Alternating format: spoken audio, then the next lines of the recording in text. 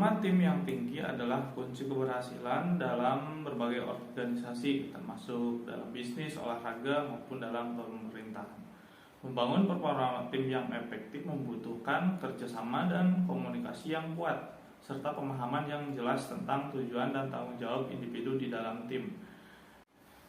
Assalamualaikum warahmatullahi wabarakatuh. Kembali lagi dengan saya di lanjutan video minggu kemarin. Di video kali ini saya sedikit akan sharing tentang pelajaran yang saya pelajari di minggu sebelumnya tentang membangun performa tim.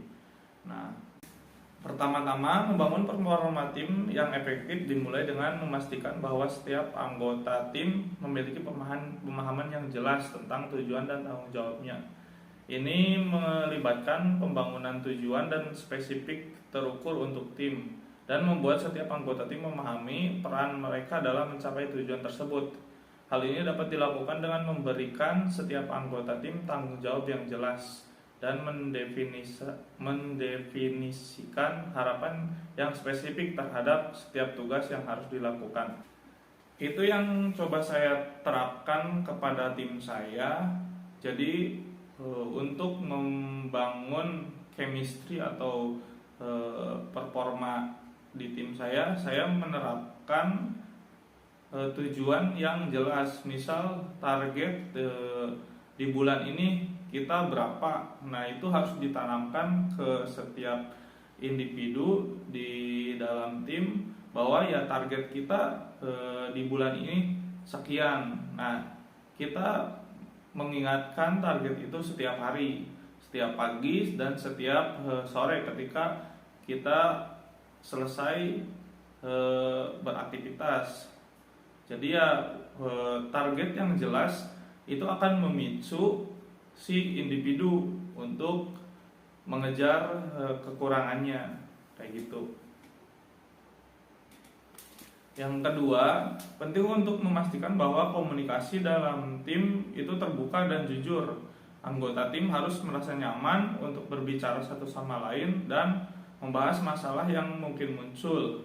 Dan mereka harus memiliki mekanisme untuk melakukannya. Ini dapat dilakukan dengan mengadakan pertemuan reguler, misal meeting tiap pagi, dan memastikan setiap anggota tim mempunyai suara sendiri-sendiri. Jadi mereka mempunyai hak bicara, hak menyampaikan pendapatnya. Jadi ketika meeting, semua mempunyai hak jawab.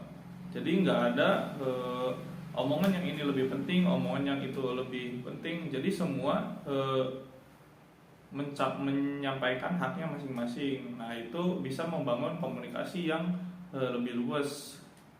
Jadi terbuka, jujur, dan bisa nyaman nantinya di dalam timnya, kayak gitu.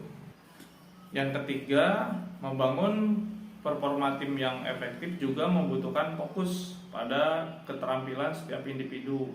Nah, setiap anggota tim harus memiliki keterampilan yang diperlukan untuk melakukan tugas dengan efektif. Dan mereka harus memiliki kesempatan untuk mengembangkan keterampilan tersebut. Jadi melalui pelatihan-pelatihan, misalnya melalui training.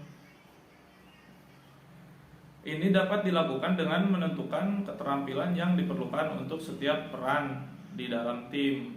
Nah, mengevaluasi keterampilannya yang dimiliki anggota tim saat ini dan memberikan pelatihan yang diperlukan untuk mengisi kesenjangan keterampilan tersebut. Jadi di dalam sebuah tim itu tidak semua jago, tidak semua sama. Jadi ada beberapa yang emang udah jago, ada yang beberapa yang masih newbie atau pemula. Nah, untuk mengisi kesenjangan tersebut biasanya saya melakukan pelatihan, entah itu pelatihan dari saya atau sharing antara tim dengan menciptakan komunikasi yang baik. Jadi selain mempererat si hubungan di dalam tim, yaitu juga bisa saling berbagi pengalaman. Jadi yang tadinya marketingnya yang baru join, belum tahu apa-apa, dengan tahu pengalaman langsung di lapangan, dengan cerita-cerita yang marketing yang udah lamanya, yaitu bisa menghilangkan kesenjangan itu.